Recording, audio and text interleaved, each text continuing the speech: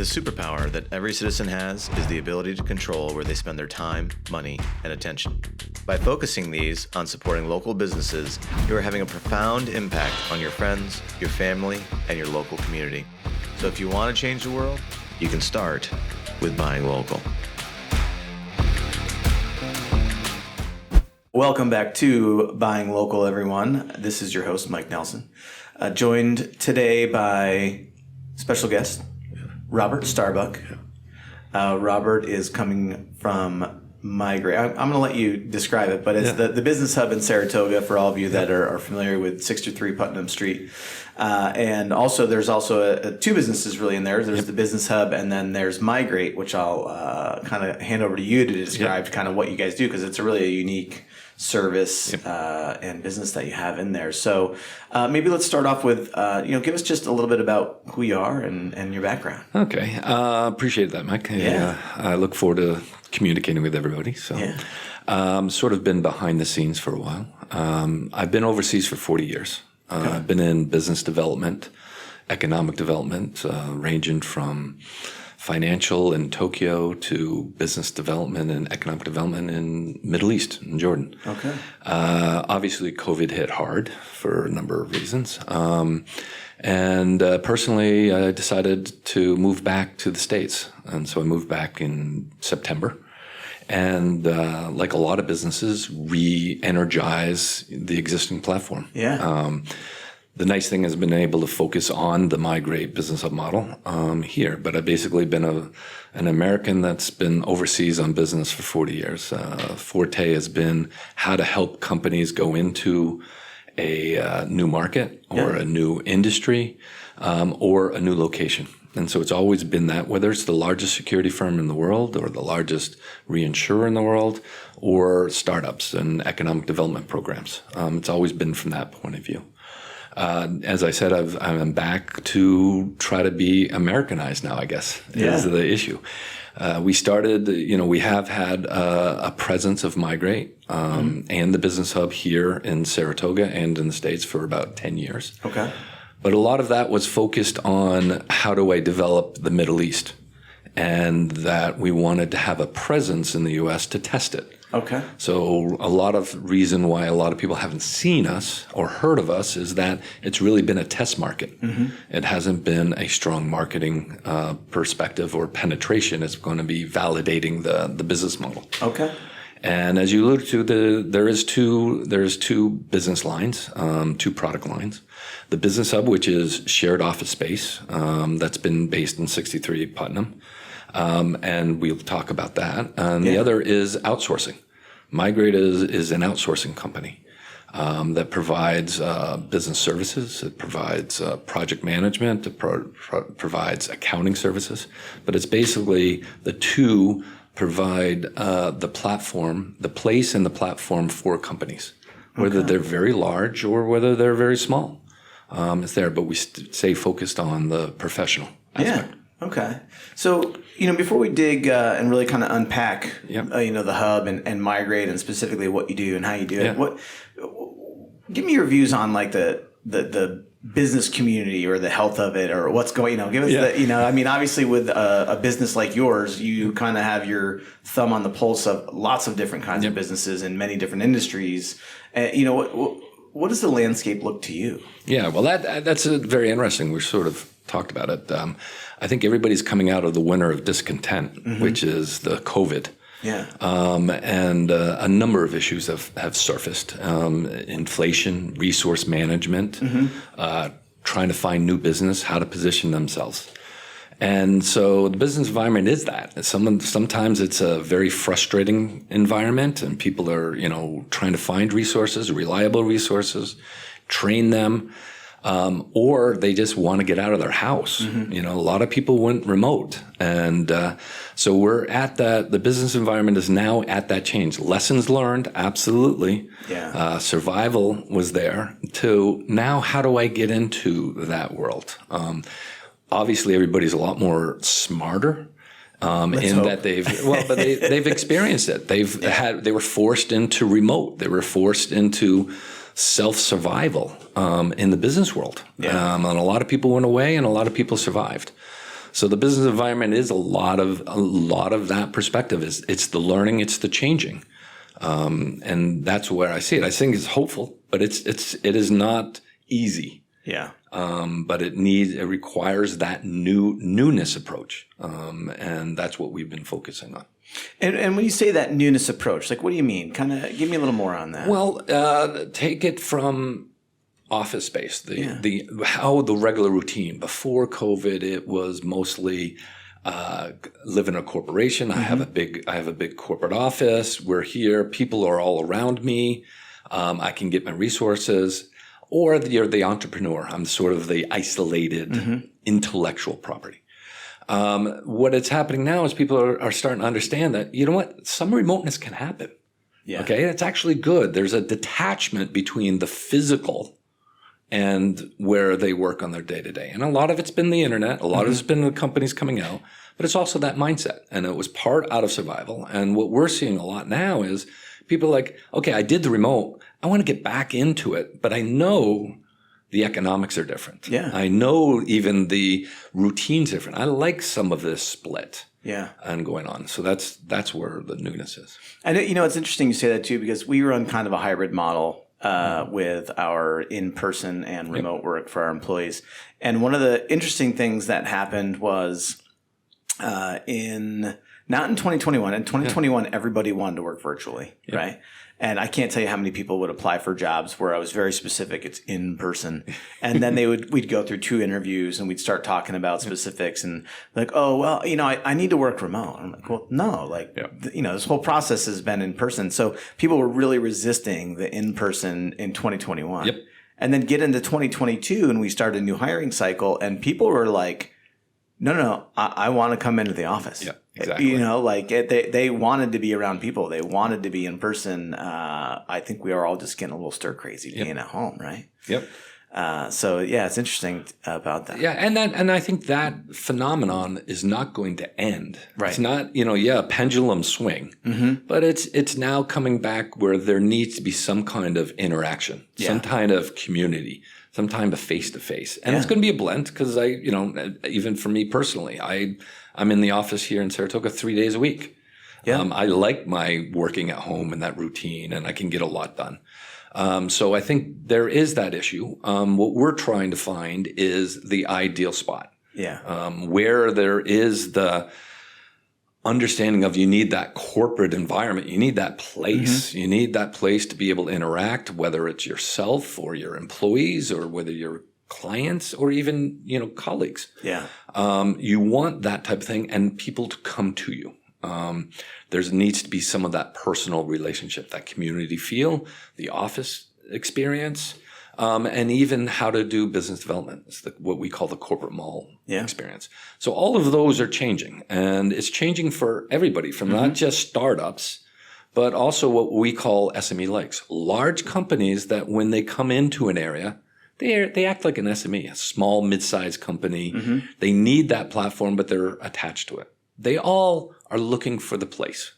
And that's what we've been focused on is the place, but then also the next thing is the platform. So it's not just where you are and how you are, but it's also about, okay, how many resources do I need to do the infrastructure of my company or the processing of the company or the support of the company? And that's what we're focused on because there's still that entrepreneur self-survival. Right. That everybody's trying to. We're still there, and still dealing with a lot of. I hate to keep saying the pandemic or COVID, but it's like it is still having an effect. And I mean, there's been all this recent talk about future lockdowns and future masking and future all this, and it's just like is there no end in sight to this stuff? Yeah. But so, give us a little idea, because the Hub and Migrate are 2 different businesses, right? 2 different product lines. Yeah. 2 different product lines, I should say. So give us, tell us a little bit more. Let's start with the Hub, I guess. Right? And because I know that they're both very symbiotic in what they do, but they are very different. So tell us about the Hub. Okay. So a little clarification. Yes, the business that we inherited here in Saratoga was called the Hub. Yes. Okay. And so that's where everybody's references it. And the Hub is a shared office space. Okay. There's shared office that can be entrepreneur, like an incubator, a very open perspective, or it can be very business and professional, where it's more about offices and shared infrastructure. So the hub is, we acquired the hub a while ago, and it's there. What we have done is started the brand. We were talking about changing brands, and the brand we have started is actually called the Business Hub. The Business Hub. Okay. So it's a hub about business, okay, versus a lot of the other stuff shared. It's about a bunch of entrepreneurs or people going on themselves. But we're trying to create the Business Hub. So it's all aspects of the place. And it's located in 63 Putnam. That is our first location here, and it's our main location that we're trying to set as our prototype and our where we can go on from franchising. So it is where there is shared office space. We have 35 offices, but we have 65 members. And it's so people can use an office if they want. They can rent their own office, or they can be, I just want the location. I want to use the meeting rooms. I want to use the resources. So we have that perspective. So it's the Business Hub, and it's a hub for businesses to be there, be able to share or take advantage of the shared location. So their real estate footprint is smaller, that they have to, i.e. either no office or a small office or a set of offices, versus their corporate footprint is huge because they get the whole floor. They get the whole front desk. They get resources that are right there. They got the infrastructure, the printing and the meeting rooms and the common areas are all there. So their business office complex is very small that they want to be in, but their corporate platform and footprint is actually very large. Okay. Yeah. And we're actually a client, by the way. I don't know if you I know you guys. I know you guys. You were, and this is a perfect example. You guys were a client, and you started off as actually an office. Yeah. And then as you expanded, and you have your own complex now. Yeah. But you're still a member. But we're still a member. You're still a member. We still want to be able to have access to the conference rooms down there and be able to use the meeting spaces and still have a nice downtown Saratoga Springs address as well. Right. And what we're going to be launching is our third product line, or our third aspect of the Business Hub, is we're creating a corporate mall. And that's about business to business interaction. So part of what the members are doing is, and why we're we're using you guys as some of our marketing. Yeah. That came from the corporate mall. So what we're also now doing is promoting our members, whether they have an office or not. That's a different topic. Yeah. But this is as they're able to interact. So we're sort of creating an open business community for the members to say, feel free. When we actually try to promote and make visible all of the members amongst themselves. And we want that activity. Interesting. We don't want to be in the middle of that activity. We want to create that environment that it happens. What we want to have it done within our hub, so we attract people. Yeah. Okay. And as we said, it's not all about the office space. It's about being a part of that member and that membership community. And at the same time, as business development happens, these interactions happen, there's going to be more demand. They're going to need a bigger platform. They're going to need more resources. They're going to need help on this. And that's where the Migrate kicks in. So the Migrate will then sit there and say, so the Business Hub creates that corporate environment, creates the marketplace. Yeah. And Migrate's sitting there going, well, don't you need somebody to process that for you? Don't you need somebody to help you? Do you just need a resource? Do you need project management? Do you need sales support? That's where the Migrate comes in, is it sort of goes inside the company. And I'm fascinated by the Migrate model, and I'd love to hear, if we have time, to just kind of hear how all that works. Like, it's, how do you offer all those services, and what are the services that you offer? Like you just said, like project management, like one of the first things, like, do you offer bookkeeping? Do you, what do you offer sales? Like, what are the kinds of things that you offer? Yeah, it's because a lot of people have confused, like, how can one do this? Sure. Well, on one hand, we are just the specialists on business administration. Okay. We aren't going after the technical expertise. We aren't going to, we don't do marketing. Sure. We can support marketing. Okay. Because all it deals with and takes is a business administrator. Yeah. Somebody who understands business. Someone who understands that there are roles to it. They are making decisions. It's about processing. It's about organizing. That's what it is. Whether it is what we call corporate affairs, which is paralegal, to bookkeeping, which is accounting and financial. All of them, 80% of the function is just a business person. The technical person is either within the company or we have specialists. Okay. The people who are certified paralegals, they'll bring in the technical aspect that is required. But companies, when they go through the process, there's a big difference between the business, creating the business, and maintaining or processing the business or supporting the business. One is where all the intellectual property is and where all the decision making. The other is business administration. It's about I need help. I need to hire resources. And we process, so the migrate aspect is looking at that business environment. Okay. And how it goes.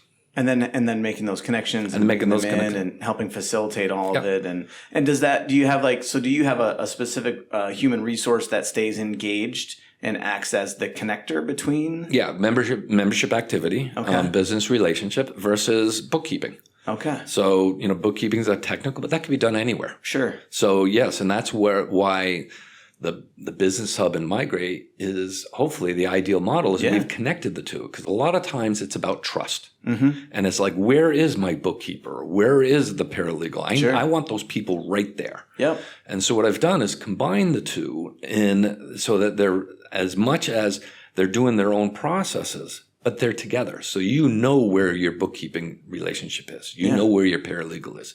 You know where just the business administrator, I can get them at any time. It's a variable.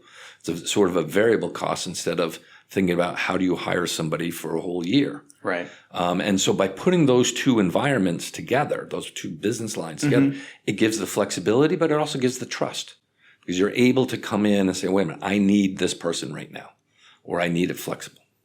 And how many businesses can you accommodate? Well, it all grows. I mean, I started this off in the Middle East. We had 250 clients. Okay. In 9 different countries. And it all depends on supply and demand. Sure. Right. What we've done here in America is we've taken our foothold in the hub, or now rebranding it the business hub. And we're launching the Migrate products to be aligned with that. We're expecting to go national. Oh, that's awesome. Yeah. That's amazing. So, and this is kind of a little far off, but I'm just curious. Like, all that work overseas, like how does the business environment different from, like, say, Jordan to the United States to any of the countries you've been in? I mean, is business is business, and it's just really cultural aspects that you have to worry about? Or is it like it just got a completely different animal altogether? That's a really good question. And a lot of people have an apprehension to ask the question, because they're concerned about, is this a cultural issue? Is this racist? Is there all these other issues? I don't worry about any of those things. On the other aspect, which people don't realize, and I've had this because I've been overseas since the 80s. Yeah. Okay. And I've been in all types of industry, all over the Middle East, all over Asia, all over Europe. They've all been educated with Western business. Okay. Okay. The foundation is always, some people talk about the English language too. Yeah. Yeah, it is. It's business is there. I've been living in Switzerland, working in Switzerland. It's English. English language is the official language of business. And so everybody is on that mindset. And if you look at it, a lot of their executives went to school in the States. Or went to school in Europe. So the foundation is business, and a lot of it's the Western business. Okay. So you have that's the fundamentals. But obviously, a lot of people have cultural issues, and they have relationship issues, and they have priority issues that are different. Whether it is a local company, a Japanese company in Japan, a Swiss company in Switzerland, or it's a U.S. company in the Middle East, or a U.S. company there. They all now have to localize, regardless of what they want. They're going to localize.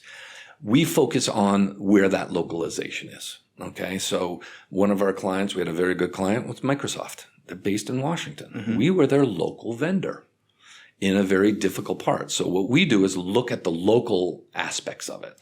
Try to understand the local business community. We're not going to be experts on it, but we're going to understand how to operate in it.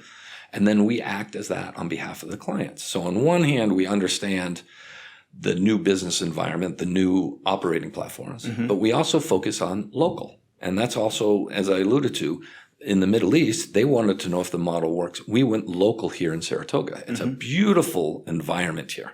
very well prosperous. There's a lot of community back and forth, and there's a local way to do business. I'm not talking different business model, interaction. Sure. And so we're balancing those two. That's why the business hubs are local. They have to penetrate that local community. Yeah. Where the outsourcing is more of understanding the business model. That's interesting. Well, I appreciate that answer. I know it wasn't a little surprise question there for you, but so we talked about what you do and kind of unpacked a little bit. But what are and I know that we got into it, but if you were going to say here's some of the specific benefits to using the hub, like I'm a small business owner or I'm a big business, regardless of the size of my business, what's going to be the benefit specifically to me of using Migrate and the hub? Okay. Well, the first thing on the business hub, it is, do you want to have a footprint? Okay. And some people are not decided. They don't know. Mm-hmm. The first thing is that one, understanding you have a footprint versus the economics of what kind of footprint you need. Sure. Okay. And the business hub we're flexible. Whether, as alluded to with your firm, you want to be remote, or that you started with an office because that was your traditional mindset. Mm-hmm. And then hold on. I want to have my own office space. Sure. From us, it doesn't matter. So we grow with you. So the first thing is to get it, and we talk with you. First thing, just get established. Yeah. Just get in, understand, and then it's all built flexibility. So we actually want movement. We want somebody to start with just a membership and then realize they need an office as they grow. At the same time, we have clients that says, hey, I'm starting off as 1, I'm going to grow to 12, and then I'm going to leave. Okay. We want both. Okay. And we want everywhere in between. So the issue is for people to understand what is their corporate environment they would like, mm-hmm. and then what are their economics accordingly. And then it tailors. From our point of view, we've already set the base. So we're already there. We know what we have. Yeah. And our job is to help the client understand what is the most flexible for them. Okay. They could leave it in a month, but we're trying to reduce what we call the corporate risk. Sure. You have the risk, relax, don't worry about it. When you're ready you want to make a long-term lease and a corporate thing, that's fine. Our partner is Ruhan Properties. They have a number of those. Yeah. On the other hand, it's the other way to provide, hey, I need to start off. We have a lot of professionals who have worked in very large companies. Through COVID have worked home, started their own companies. Now they're saying, all right, I'm now back. And they want to have that corporate feel, but at the same time, want their flexibility. Yeah. So, so those are the benefits for the hub. Yep. How about the benefits for Migrate? So the Migrate issue is very simple, but it's a little different because what the business hub is a place. So you can touch it and feel it, mm-hmm. whatever. When you're in the outsourcing business, okay, and outsourcing, it's a little different because it's about trust. Sure. Okay. It's you're sitting and allowing somebody to go inside your company to help you. Yeah. Okay. And whether it's insourcing or outsourcing, it's the same thing. You're allowing somebody who's not an employee mm-hmm. to actually do things for you. It's invasive. It is. It's very invasive. And just because we use a couple of outsourcing, and it's just when you're first getting going with someone, it's always that uncomfortable thing. To your point in the beginning, where I'm just like, I really got to give these people this access. Like, how do I trust them? How well do I know them? And so, it can be a little. It takes time. So a lot of it is, and sometimes what we find is a lot of people come to us because they've got a problem and they got to get out. Sure. They got to figure this out. Yeah.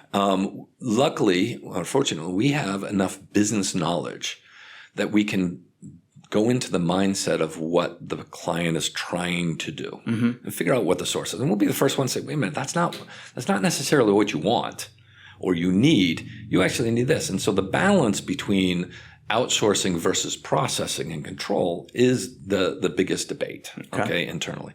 So from our point of view, that we know that, and it takes time. That's why right now you can see the business hub and the products of the business hub and the physical, but the Migrate, so where is it? Mm-hmm. In the middle, when I was in the Middle East and where we opened up also in Europe, is we ended up being the approved vendors. They trusted us so much that they go, I don't want anybody else. I want to go through there because I actually have done the due diligence and they're inside. I can see their process and control so that I can do that trust.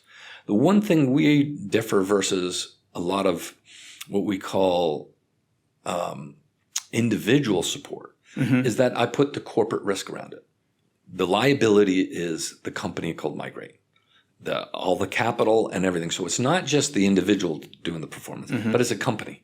The company is delivering it. Okay. But if you've noticed on a lot of other aspects, outsourcing is, on one hand, it has a bad connotation because you're going into this. On the other hand, everybody partners with people. Sure. And there's always things like my marketing department is outsourced. Right. Okay. I use it because they're the experts. And I balance the difference of, hey, I want to control this to I have access to their quality, their intelligence, their spread, their depth is, and that's the challenge I've got to do from that. Yeah. We're looking at it on the processing side. So it's the same type of issue and it's slow and it takes time, but we're there anyways. And so that's what we've got to do. So that is all about trust and liability and whether it's going to make it smoother. Once people have done it, they realize this is very valuable. Yeah. Because it gives them all the flexibility. They know that there's a company that is doing this all the time, is not going to go away, isn't going to be an individual. So now, obviously there's some other co-working spaces in the area. I think that's what they call it, right? Yep, co-working. But what do you think is the big differentiator or benefit to using the hub versus some of the competitors out there? Well, first of all, Saratoga is probably the toughest because there's some actually really good co-working spaces here. And it's not just the co-working space. It's also the commercial real estate owners that need to go into the space. They need to fill in. So there's a variety of an official co-working space versus they're breaking up and cutting up in pieces and trying to do the same thing. Here it's very competitive and they're very good. Okay.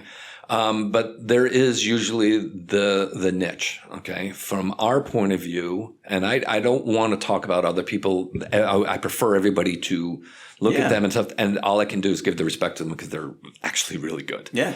But we have to differentiate. And our differentiation is that we have more services and experience. Okay. We have, so if we look at it, all of the basic aspects of co-working, we have that. Compared, you can go checking for it. Service, we can do it. The back and forth, exactly. But we're taking on to the next level. Okay. So that we're looking at the professionals. That the core is always the established professionals, the maturity of it. So our co-working space isn't just an open space where everybody hangs out and they have no privacy.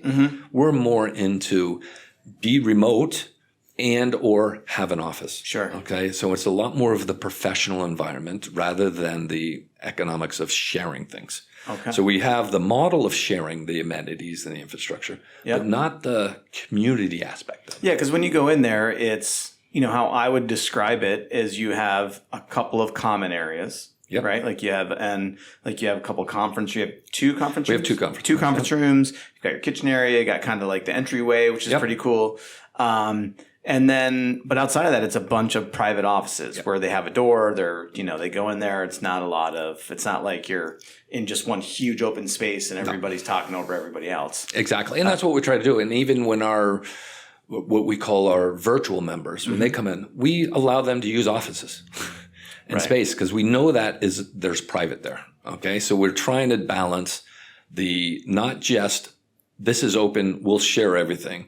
We actually say that there's actually an experience here, a corporate office experience, whether you have a big office or a small office, you're private, it's about the corporate office. Whether you have somebody next to you, you don't. What you have is us next to you so that if you want resources, you got them right there.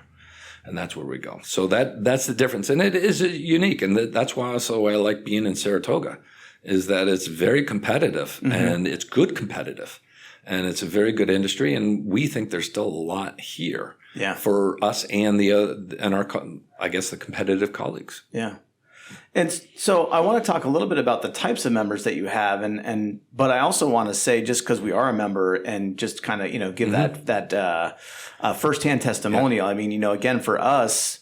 Brad, that's where his office was for 5 towers, and then when we merged. We didn't want to necessarily give up that space down there, but we needed to have access to additional conference rooms. Like, we have one conference room here, right? And it could be occupied by so many different people at this point. I mean, there's 15 people in this building right now. So there could be any number of them in a meeting or in a Zoom meeting, and they need privacy. So they're in there. But then I've got a sales appointment, and I don't necessarily want to meet that sales appointment at a coffee shop. Or I've got a client meeting, and I don't necessarily want to meet that client at a coffee shop. So it's nice to be able to basically just sign up. Right? Exactly. Just reserve time in the conference room. So that's great. And great for us to have a physical, we're still in Saratoga Springs, but we're off the beaten path now. And it's nice to be able to have a downtown address for mail and Google My Business and all that fun stuff. So it's, but outside of things like, what other kinds of clients do you have there? Well, that's a perfect example of a business that is looking at its environment. Okay. And the next thing is actually you've got me as a client. You're going to have other people as client that's been introduced through that corporate mall. So a lot of it, we do have the professionals. We focus on the professionals, the financial advisors, the lawyers, the consultants. We're focused on them because we want mature business maturity around. Okay. Cause that's where it's the best opportunity to establish. We also respect that. We understand it. So we find that the professional environment is different, what I call the traditional professional environment versus the entrepreneur startups. Yeah, there's some good ones, but 95% of them fail. Okay. That's not a long-term relationship that we go. We have a few in office that have started, like what you guys. You start it there. So we do balance it, but when we go into more of the entrepreneur, it's who they are. We call a lot of this their spin-outs either from their corporate experience, well-established companies setting it up, or lawyers that says, I want to spin out on my own. But I don't want to be on my own. I want to be able to be part of this community. So we've focused mostly on the professionals. And go from there. I know anyone that's a people person and likes to be around people, and if you're trying to work from your house, it's like your own little personal purgatory because you don't get to see anyone all day. And I remember this used to happen to me years ago, and where I'd just be at my house all the time by myself. And then when I got out in public, I'd be like, I don't even know what to do. I don't even know how to behave right now. There's people around me. So I know that the hub really kind of helps to break that barrier and to keep you, I don't want to say social, but you see people. There's other people there, exactly. And that's what we're trying to do is focus on it. There's three, what we call the experiences, the corporate experiences. One is the office. What is the office? Whether it's remote or whether it's there, I need that office thing. So we call it the corporate office experience. The next is I need the community. And so we have it's a community. Let's talk about it. How do they interact? How do people interact? What can we do? And the third one that we're starting to launch is what we call the corporate mall experience. It's about how do we deal with the business to business. So when people are out there, how can people offer their services? How can people seek for services? Okay. And we try to promote them and make it visible in that, because we have that community. So but B2B is very different than B2C, okay? Because there's always there's always a nuance, whether it's the person who needs the service or the person who's offering the services. And so we create that type of environment experience to go accordingly. Now, is that, in some of our initial conversations, someone mentioned the store. Is corporate mall, is that the store, or is that something different? Okay, corporate mall is what it sounds like. It's a mall. Okay, and so the business hub is creating a mall. When you have a mall, whether it's virtual or not, there are stores. Okay, so there are stores. If you go to a mall down here, you have an Adidas store, you have other sneaker stores and stuff like that. So there's stores. So what we're creating is the mall. And the mall is that environment to attract vendors, attract people to come through to do whatever happens. Okay. So the people who are there have stores. That's the concept. Now, Migrate is a vendor. Sure. So Migrate has a store. Okay. So within the corporate mall, there's Migrate store. You want to go in and you say, I'm looking at outsourcing. So you go to the outsourcing store. There's Migrate. There's other outsourcing stores there. And so they offer their services. Okay, we have whether it's lawyers are there and they have a store, they have a branch or whatever. And so Migrate has a store in there that says, here it is. This is our outsourcing. We're here at a store. buy one if you want. Yeah. Try it out if you'd like. We're here. We're going to be established in it. That's interesting. Okay. Yeah. So now, and is this like a formal online, like someone can go to your website and see the store and kind of some of the services offered, or how does that work? Okay. That's a very good question. Not yet. Okay. Because I'm not a tech programmer. Gotcha. Okay. My focus is on the business, how to understand business models. Yeah. So I'm working on how it goes. Okay. And over the years, what I've found is that, as I alluded to, the business to business is different than business consumer. Sure. You go on Amazon, you can get something because you know that product, you can't alter that product. Right. It is there and that's done accordingly. On business, it's always different. Sure. Okay. Whether it's an approved vendor or not, there's a lot going on. We don't want to be in the B2C business. We want to be in the B2B. There is this phenomenon. That's why you don't see business to business websites.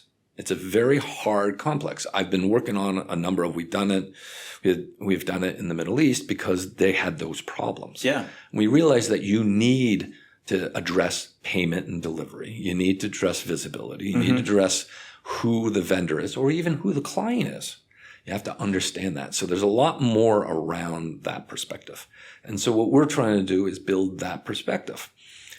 Once we have it established and it's working, then bring in the programs. We hope to partner people saying, hey, I know how to put this on the internet. Sure. I know it. That's fine. But if we don't solve the dilemma that businesses have with doing business with other people and try to make it into a system and transparent, whether you put it on the internet, you do it personally, it's the same thing. Gotcha.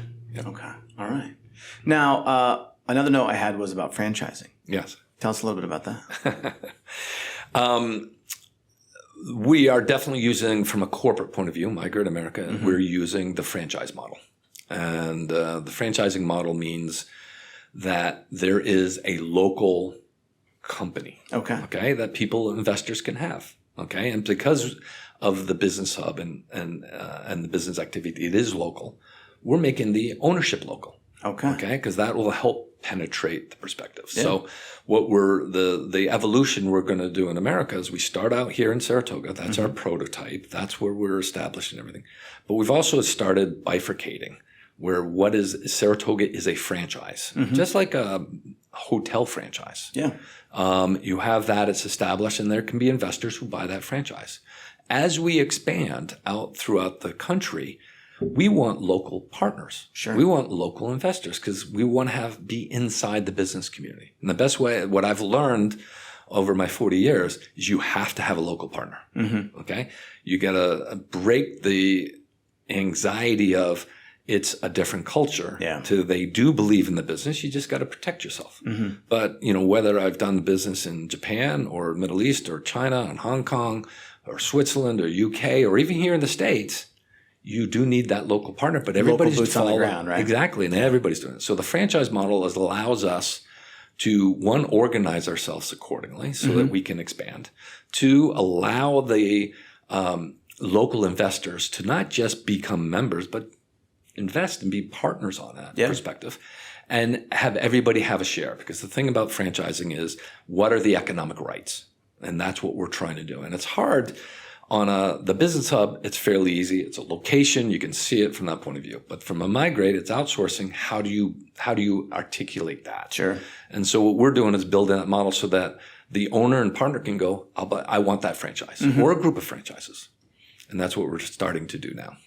Very cool. Yeah. I know we're over our time here, but and I don't want to keep you here all day. So maybe just if people are interested in the hub or in Migrate, where do they find you guys? How do they connect with you? Well, we do have a website, but the best is our website is, or our email is info@migrate-america. That's there. But we're starting to come out anyways. And so we're going to be a little more visible, but it's right there. Or we're at 63 Putnam, and just come on in and say, stop by and say, I've heard this. I want to find out what's going on. We want questions. Yeah. We want people, and also to be apprehensive. We have no problem with that. Very cool. I know we've got an article coming out about you guys doing the next business or the Saratoga Business Report as well. So Yes, it's been very good. yeah, I'm excited to read that. I haven't seen it yet, so I'm sure they did a great job. And you guys, any social media, any of that? We're working on it. What I've done over the years on this, I started this concept about 10 years ago when I was invited into the Middle East to help them with their economic development. And out of that, the one thing I saw was how to solve the problem. And from my point of view is I'm not a salesperson. I'm not a IT tech thing. I have to figure out how it works. Yeah. And so we spent all our time on there. I'm now just finally, our website is sort of there. There isn't really a migrated website.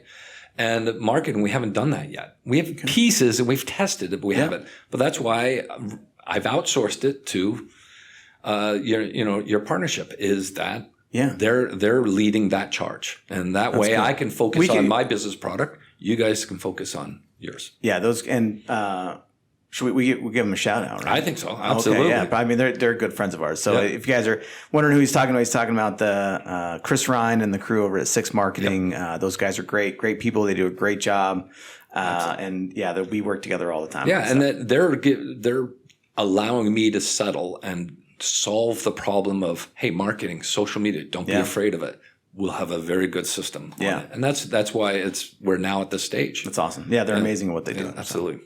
Well, listen, Robert, I appreciate you coming on, spend some time with us. I appreciate what you do down there. Obviously, we're a client and excited to see more and see the growth and, any way we can help. All right. Thank you, Mike. I appreciate it. Thanks so much. Take care. The superpower that every citizen has is the ability to control where they spend their time, money, and attention. By focusing these on supporting local businesses, you are having a profound impact on your friends, your family, and your local community. So if you want to change the world, you can start with buying local.